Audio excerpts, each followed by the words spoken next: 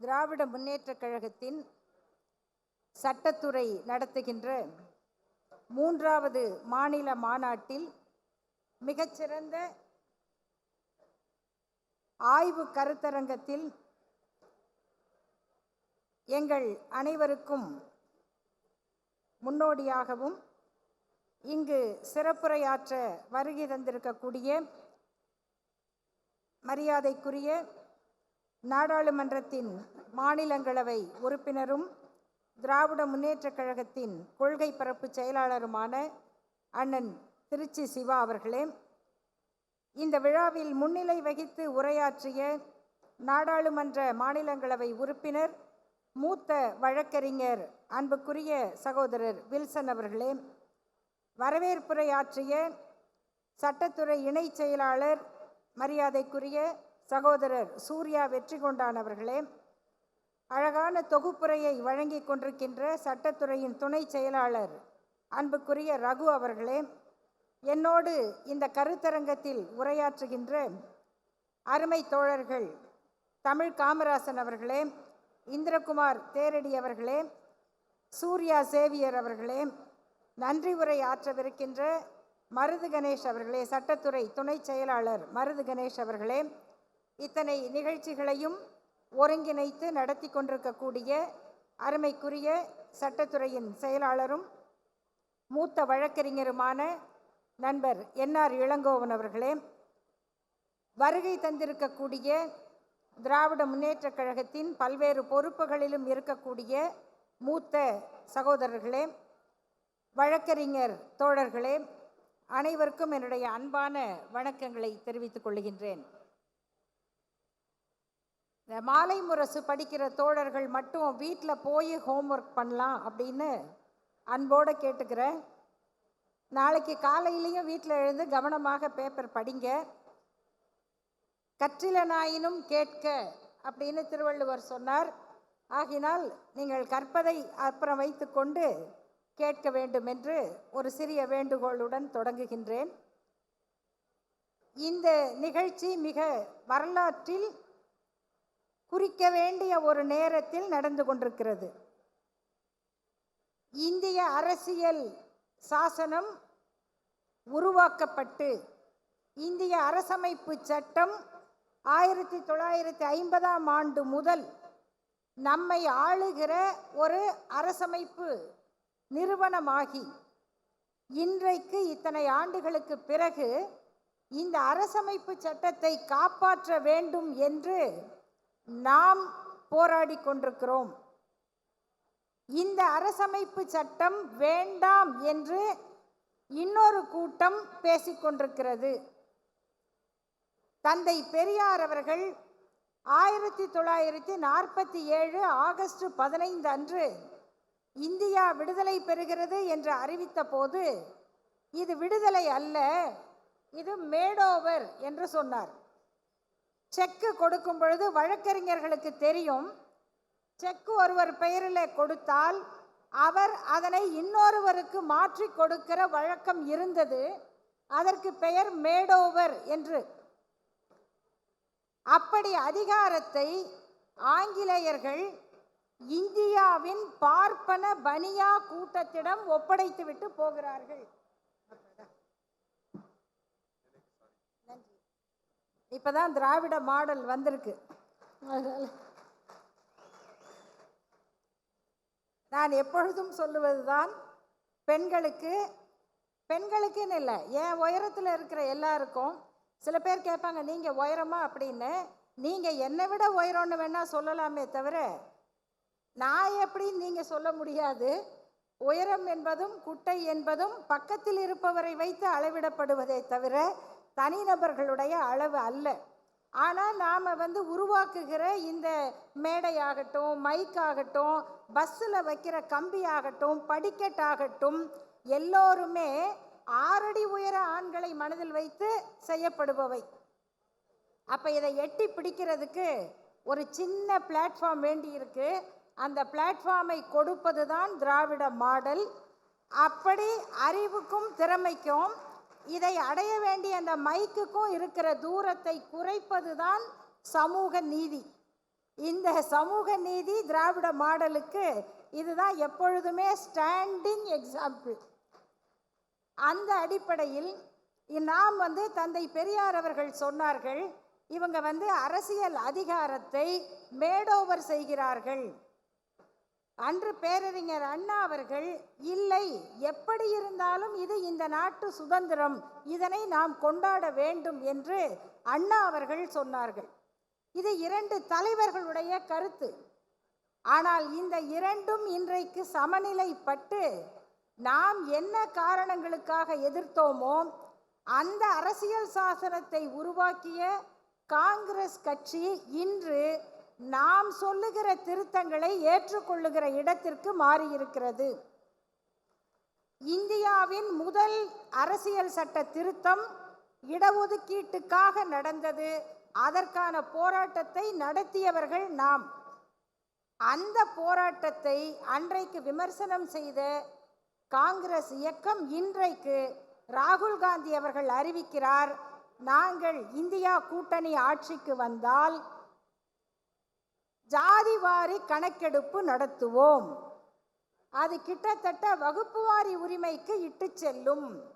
இந்த மாற்றம் ஏற்பட்டிருக்கிற இந்த சூழலில் இதற்கெல்லாம் இடமளிக்கக்கூடிய ஃப்ளெக்சிபிள் டாக்குமெண்ட் என்று பாபா சாஹேப் டாக்டர் அம்பேத்கர் அவர்கள் வர்ணித்த அந்த ஃப்ளெக்சிபிள் டாக்குமெண்ட், மக்களுடைய தேவைக்கேற்ப மாறுதலுக்கு உட்படக்கூடிய அமைப்பை கொண்ட இந்த அரசியல் சாசனத்தை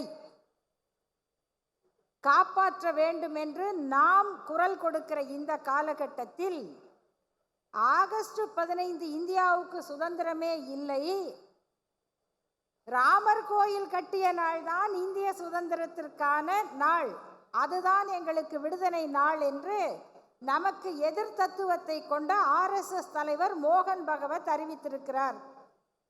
இனி அவர்களுடைய அடுத்த அறிவிப்பு, இந்த அரசமைப்பு சட்டம் வேண்டாம், மனுஸ்மிருதியே போதும் என்று வரப்போகிறது. இதை தவிர சில மறைமுக ஏற்பாடுகளை கொண்ட ஒரு டிராஃப்ட் கான்ஸ்டிடியூஷன் அவர்களிடம் இருக்கிறது. இதனை 2000 ஆண்டிலேயே தி ஏஷியன் ஏஜ் என்ற ஆங்கில பத்திரிகை மிக வெளிப்படையாக எழுதியது. RSSிடம் ஒரு டிராஃப்ட் கான்ஸ்டிடியூஷன் தயாராக இருக்கிறது, அந்த கான்ஸ்டிடியூஷன் படி இந்தியாவை ஆளக்கூடியது ஜனநாயகத்தின்படி தேர்ந்தெடுக்கப்பட்ட நாடாளுமன்றம் அல்ல, குரு சபா. குரு சபா தான் இப்பயே அப்படிதான் அது நாக்பூர்ல இருந்து ஆண்டு கொண்டு இருக்கிறது. குரு சபா ஆளும். நாடாளுமன்ற உறுப்பினர்கள் என்பவர்கள் அதுக்கு ஜன்சபா அப்படின்னு பேரு. சும்மா மக்கள் ஓட்டு போடுவாங்க, ஒரு விளையாட்டு மாதிரி, அவங்க முடிவெடுக்க முடியாது. அதற்கு ஒரு மிரர் இமேஜ், கண்ணாடியை போல மாநிலங்களுக்கு வித்வத் சபான்னு ஒன்று இருக்கும். அதுக்கு இந்த மயிலாப்பூர் ஃபைன் ஆர்ட்ஸ் எல்லாம் அங்கே நிற்கும். அவங்க வித்வத் சபா நம்மை வழிநடத்துவார்கள். இந்த மாதிரியான ஒரு டிராஃப்ட் கான்ஸ்டிடியூஷன் ஏற்கனவே அவர்களால் தயாரிக்கப்பட்டிருக்கிறது. அதற்கான சோர்ஸ் மெட்டீரியல் என்னன்னா ஸ்மிருதிகள் தான். இந்த தத்துவ போராட்டம் தொடங்க போகிற இந்த காலகட்டத்தில் திராவிட முன்னேற்ற கழகத்தின் சட்டத்துறை நடத்துகிற இந்த மாநாடு வரலாற்று முக்கியத்துவம் பெற்ற மாநாடு என்று பதிய வைக்கப்படுகிறது. இது மிக முதன்மையான கட்டம். இந்த காலகட்டத்தில் இந்த மாநாட்டில் எனக்கு ஒரு அருமையான தலைப்பு கொடுத்திருக்கிறார்கள். அது என்னவென்றால், இந்திய அரசமைப்பு சட்டமும் மகளிர் உரிமையும் அப்படின்னு. இது ஒரு நல்ல தலைப்பு, நான் பேச வேண்டிய தலைப்பு. ஆனால் நான் இப்பொழுதே ஒரு ஆலோசனை சொல்லுகிறேன். ஒரு பெரிய சட்டவியல் அறிஞர் ஹிலேர் பிராண்டன் என்று ஒரு சட்ட அறிஞர், அவங்க ஒரு புத்தகம் எழுதுனாங்க, the introduction to the feminist jurisprudence அப்படின்னு. அந்த நூலுக்கு அவங்க ஒரு முன்னுரை எழுதும்போது, சட்டங்கள் எல்லாம் ஒரே மாதிரி தான் இருக்கிறது, ஆனால் அதை செயலாற்றுகிற தன்மை, எழுதப்படுகிற முறை என்பது மேஸ்குலினிட்டியால் நிரப்பப்பட்டிருக்கிறது அப்படின்னு எழுதினாங்க. சட்டம் நல்லா தான் எழுதுறீங்க, அதாவது பேசும்போது இலக்கணமாக தான் பேசுறீங்க, பாட்டு எழுதும்போது கோட்டை விட்டுறீங்க அப்படின்ன மாதிரி. சட்டம் எழுதப்பட்டதெல்லாம் சரியாக தான் இருக்கு, ஆனால் நடைமுறைக்கு வர்றதுல ஏன் இந்த இடைவெளி இருக்கிறது? அதை செயல்படுத்துகிறவர்கள் யார்? அந்த சிந்தனை என்னவாக இருக்கு? அதனால நான் இந்த எடுத்துக்காட்ட சொல்றேன். மாநில சுயாட்சி பற்றியும் நான் பேசுவேன் இல்லையா? இடஒதுக்கீடு பற்றியும் நான் பேசுவேன். மகளிர் உரிமை பற்றி இந்திரகுமாரும் நல்லா பேசுவார், சூர்யா சேவியரும் நல்லா பேசுவார். ஆனால் நம்ம மனசில் என்ன தோணுதுன்னா, பெண்களை பற்றி ஒரு தலைப்பு பேசணும்னா அதை பெண்கள் தான் பேசணும் இல்லையா? இல்லை, ஒரு பெண்ணை பேச கூப்பிடணும்னா அவங்களுக்கு பெண் சம்பந்தப்பட்ட தலைப்பு தான் கொடுக்கணும். இப்படியான ஒரு ஸ்டீரியோ டைப்பிங் நம்ம மனதில் சமூக சிந்தனையாக, சோஷியல் சைக்கியாக பதிய வைக்கப்பட்டிருக்கு. அதை மீறி நாம் எங்கே சிந்திக்க முடியும் என்று சொன்னால், ஒரு சமூக சிந்தனை பின்னணி இருந்தாதான் சிந்திக்க முடியும். அப்படி சிந்தித்தவர்கள் தான் சட்டத்தை உருவாக்குகிறார்கள். அந்த சட்டத்துக்கும் செயல்பாட்டுக்கும் நடுவில் ஒரு சின்ன இடைவெளி இருக்கும். இந்த அடிப்படையை புரிந்து கொண்டால்தான் சட்டத்தின் நோக்கம் வெற்றி பெறும் என்கிற முதல் கருத்தை பதிய வைக்கிறேன். ரெண்டாவது, இந்திய அரசமைப்பு சட்டத்தில் பெண்களுக்காக என்று வழங்கப்பட்ட உரிமைகள் உண்டு. ஆண்களுக்கும் சேர்த்து பொதுவாக சொல்லப்பட்ட உரிமைகளில் பெண்களுக்கு பயன் தரக்கூடியவை நிறைய உண்டு. ஆர்டிகிள் 14 சட்டத்தின் முன்னிலையில் அனைவரும் சமமாக கருதப்பட வேண்டும், எல்லா உரிமைகளும் அனைவருக்கும் கிடைக்கும், யாரையும் எந்த வேறுபாடும் காட்டக்கூடாது. 15 இதனுடைய தொடர்ச்சி. 16 அரசு தொடர்பான வேலைகள் போன்றவற்றில் எல்லாரும் சமமாக இருக்கணும். இந்த சட்டப்பிரிவுகளில் 15(3) அரசியல் அமைப்புடைய ஆர்டிகிள் 15(3) இதுதான் அரசமைப்பு எழுதப்பட்ட போதே இருந்தது. அந்த பிரிவு என்ன சொல்லியது? ஆர்டிகிள் ஏன்னா நிறைய முந்தியெல்லாம் கேட்பாங்க, இந்த பேருந்தில் பெண்களுக்கென்று இடம் ஒதுக்கும் போது அப்போதான் ஆண்களுக்கு பெண் உரிமை பற்றியெல்லாம் ஞாபகம் வரும். அப்போ பஸ்ஸில் ஏறி கேட்பாரு, ஏங்க மற்றதுலெல்லாம் ஈக்குவல் ரைட்டு பேசுகிறீங்க, பஸ்ஸில் மட்டும் தனியாக சீட்டு கேட்குறீங்களே அப்படின்னு. அவங்க காலையில் எந்திரிச்சு வீட்டில் வேலை செஞ்சு சமையல் பண்ணி பிள்ளைங்களுக்கு பேக் பண்ணி கொடுத்துட்டு ஓடி ஓடி பஸ்ஸில் ஏறி வர்றாங்க. அவங்களுக்கு கால் வலிக்கும், இடுப்பு வலிக்கும், அவங்களுக்கு உட்கார இடம் வேணும். நீங்கள் காலையில் எந்திரிச்சு வீட்டில் பெஞ்சை தேய்ச்சிட்டு காஃபி கொடுத்தா அதை மெதுவாக குடிச்சிட்டு மெதுவாக நீங்கள் குளிக்கிறதுக்கு ஒருத்தர் சுடு தண்ணி வச்சு குளித்து கிழித்து புறப்பட்டு வர்றதே பெரிய வேலையாக வர்றீங்க. நீங்கள் கொஞ்சம் நின்றுக்கிட்டு கூட வரலாம், தப்பில்லை, உங்கள் கால் கொஞ்சம் வேலை தான் செய்யட்டும் அப்படின்னு அப்போது நிறைய பேசுவாங்க ஒரு கட்டத்தில். அப்போ எந்த இடஒதுக்கீட்டு தத்துவத்துக்கும் இதே தான், எல்லாம் ஈக்குவல்ங்கிறீங்களே, அப்புறம் ஏங்க ரிசர்வேஷன்? இப்போ ஏன் அறிவாளிகள் கேட்குறாங்கல்ல, ஜாதி பேரை ஏங்க போடணும் அப்படின்னு. இந்த கேள்விகளுக்கெல்லாம் விளக்கம் கொடுத்த 15(3) என்கிற பிரிவு அரசியல் சாசனத்தில் இணைக்கப்பட்டது. அது அடிப்படையிலேயே இருந்தது. அது இந்த எல்லாம் சமம் என்பது பெண்களுக்கான சிறப்பு ஏற்பாடுகளை, சட்டங்களை வகுப்பதற்கு தடையாக இருக்காது. அது பாசிட்டிவ் டிஸ்கிரிமினேஷன், அவங்களுக்கு முன்னுரிமை கொடுப்பது. அதை போல ஃபண்டமெண்டல் ரைட்ஸ் ஆர்டிகிள் 19, இந்த ஃபண்டமெண்டல் ரைட்ஸில் பெண்களுக்கு எல்லாம் கிடைச்சிருச்சா அப்படின்னா பெரிய கேள்வி. ஏன்னா right to freedom of speech and expression சட்டத்தில் இருக்குது. ஆனால் பெண்கள் நினைச்சதெல்லாம் பேசிட முடியுமா?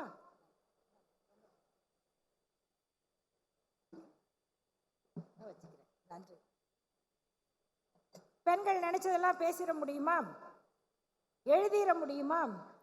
ஒரு ஆண் எழுதுவதையே ஒரு பெண் எழுதினால் அது எப்படிங்க பொம்பளை அந்த மாதிரி எழுதலாம்? அது எப்படி ஒரு பொம்பளை அப்படி பேசலாம்? இன்னைக்கும் கேட்குறாங்க. அப்போ right to freedom of speech and expression. India பூரா எங்கே வேணா போகலான் இருக்கு.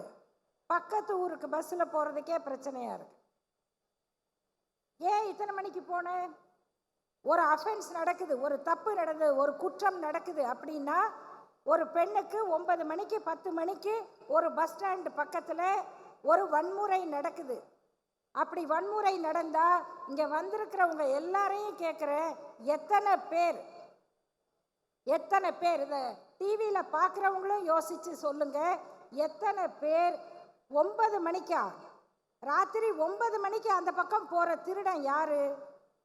ராத்திரி 9 மணிக்கு அந்த பக்கம் பொம்பளைங்களை வம்பிழுக்கிறதுக்கே நிற்பானே அந்த பொறுக்கி யாரு அப்படின்னு கேட்பீங்களா? 9 மணிக்கு இவ எதுக்கு அங்கே போனான்னு கேட்பீங்களா? 9 மணிக்கு அங்கே யார் நிற்பா, யார் குற்றவாளின்னு கேட்டால் நம்ம மூளை சரியாக வேலை செய்யுதுன்னு அர்த்தம். 9 மணிக்கு இந்த பொண்ணு ஏன் அங்கே போனான்னு கேட்டால் அந்த குற்ற மனப்பான்மை உங்கள் மனசுலையும் இருக்குன்னு அர்த்தம். 9 மணிக்கு அப்படி ஒரு பொண்ணு போனால் அவளுக்கு அந்த குற்றம் நடக்கலாம், நடக்கணும், நடக்கும் அப்படின்னு நினைக்கிற எல்லா மனசுமே குற்ற மனப்பான்மை தான். அதான் மென்ஸ்ரியா. இதை அங்கே செயல்படுத்துகிறவன் தான் ஆக்டர்ஸ் ரியஸ்க்கு வர்றான்.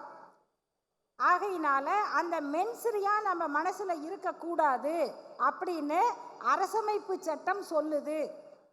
Article 21 right to life. Supreme court சொல்லுது, ரைட் டு லைஃப்ங்கிறது வெறும் உயிரோட இருக்கிற உரிமை அல்ல, right to live with dignity. மனித மாண்போட, மரியாதையோட, மானத்தோட வாழ்ற உரிமை தான் ரைட் டு லைஃப். 23 என்ன சொல்லுது? Right against exploitation. டிராஃபிக்கிங், பெண்களுடைய உடலை வியாபார பொருளாக ஆக்காமல், பெண்ணுடைய உடலை வணிக பொருளாக்காம, தாக்காம, அதை ஒரு சந்தக்கடை மாதிரி நினைக்காம, கூட்டத்தில் ஒரு பெண் நடந்து போனால் அந்த பெண்ணை உரசி போகிறது தான் தன்னுடைய உரிமை அப்படின்னு மூளை அழுகி போகாம ஒரு பண்பட்ட சமூகத்தில் வாழ்றது தான் ரைட் டு லைஃப். இதை அரசமைப்பு சட்டம் சொல்லுது. அவளுடைய விருப்பத்துக்கு எதிரான பழக்க வழக்கங்களுக்கு உட்படுத்தக்கூடாது. Right of choice to marriage கூட ஆர்டிகிள் 21 வரும். ஒரு பெண் யாரை திருமணம் செய்யணும், செய்யக்கூடாது அப்படின்னு அந்த பெண் முடிவு செய்வது, இதெல்லாம் இருக்குங்க. அதுக்கப்புறம் ஆர்டிகிள் 36 51 வரைக்கும் பார்ட் 4 பிரின்சிபிள்ஸ் என்னது? டைரக்டிவ் பிரின்சிபிள்ஸ், அரசுக்கான வழிகாட்டு நெறிமுறைகள், சம கூலி, சம வேலை எல்லாம் சொல்லுது. இதெல்லாம் அரசமைப்பு சட்டத்தில் இருக்கு. ஆகையினால இது முதல்ல நாம் மனதில் பதிய வைத்து கொள்ள வேண்டியது, ஒரு பெண் சுதந்திரமாக வாழ்வதற்கான, சமமாக வாழ்வதற்கான, மனித மாண்புகளோடு வாழ்வதற்கான அனைத்து உரிமைகளுக்கும் அரசமைப்பு சட்டம் வழிவகை செஞ்சிருக்கு. இது 2வது கருத்து. 3வது, அதுக்கும் நமக்கும் என்ன தொடர்பு? இந்த சட்டங்கள் அமைந்ததுல திராவிட இயக்கத்துக்கு என்ன பெருமை அப்படின்னு கேட்டா, இந்த அரசமைப்பு சட்டத்தின் பிரிவு 14 23 வரைக்கும் சொல்லப்படுகிற அடிப்படை உரிமைகள் தொடங்கி அரசியல் நெறிமுறைகள் வரைக்கும் அத்தனையும் நம்முடைய சுயமரியாதை இயக்க மாநாட்டு தீர்மானங்களாக நிறைவேறியவை. 2 மட்டும் சொல்றேன். 1929 செங்கல்பட்டு சுயமரியாதை மாநாட்டு தீர்மானங்கள். இது நமது குறிக்கோள் அப்படிங்கிற பேரில் திராவிடர் கழகம் வெளியிட்ட வெளியீடு. இதில் அந்த தீர்மானங்கள் எல்லாம் இருக்குது.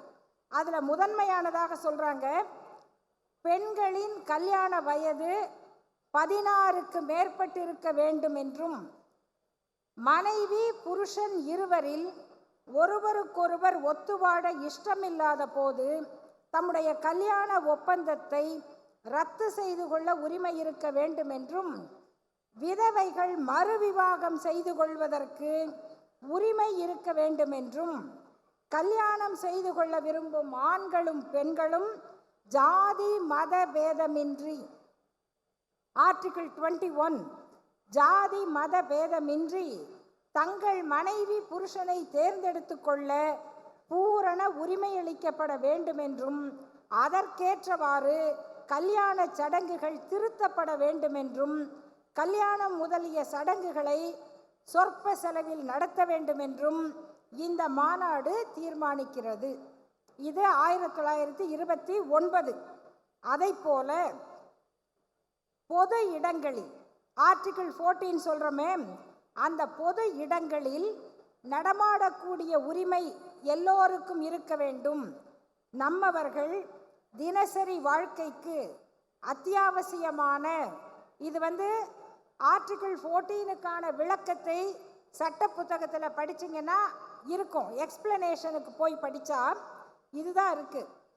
தினசரி வாழ்க்கைக்கு அத்தியாவசியமான ரஸ்தா, ரோடு, குளம், கிணறு, கோயில் முதலியவைகளில் நாம் சம உரிமை அடைவதற்கு முடியாதபடி சுயநலக்காரர்கள் தடையாக இருப்பதால் அவ்வுரிமைகளை நிலைநாட்டவும், சுயமரியாதைக்கு விரோதமாக உள்ள இடங்களிலெல்லாம் சுயமரியாதையை நிலைநாட்டவும் சாத்வீக முறையில் சத்தியாகிரகம் செய்ய வேண்டும் என்றும் இந்த கூட்டம் தீர்மானிக்கிறது.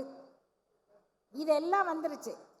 பெண்களுக்கு சொத்துரிமை, பெண்களுடைய வாரிசு உரிமை, இவை அத்தனையும் அரசியல் சாசனத்தில் சொல்லப்பட்ட உரிமைகளை 1929, 30, 31 ஆகிய ஆண்டுகளில் சுயமரியாதை இயக்க மாநாடுகள் போட்ட தீர்மானங்கள் பேசியிருக்கின்றன.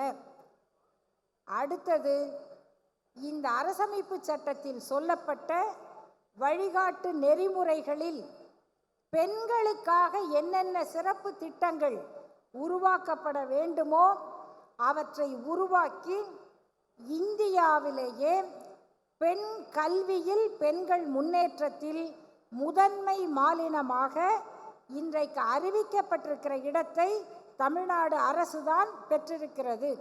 அந்த உரிமையையும் பெருமையையும் பெற்றதற்கு அரசியல் சட்டப்படி அமைந்ததால் மட்டுமல்ல, அதற்கும் அடிப்படையான தீர்மானங்களை இயற்றிய இயக்கம் என்ற அடிப்படையில் திராவிட முன்னேற்றக் கழகத்தினுடைய ஆட்சி காலத்தில் இந்த சர்டிஃபிகேட்டை நம்ம சொல்லலை, தமிழ்நாடு அரசு கொடுக்கல, ஒன்றிய அரசினுடைய நல்வாழ்வுத்துறை அறிவிச்சிருக்கிறது. பெண்களுடைய கல்வி முன்னேற்றத்தில் முதல் இடத்தில் இருப்பது தமிழ்நாடு. இது மட்டும் போதாது என்பதை உங்கள் நினைவில் கொள்ளுங்கள்.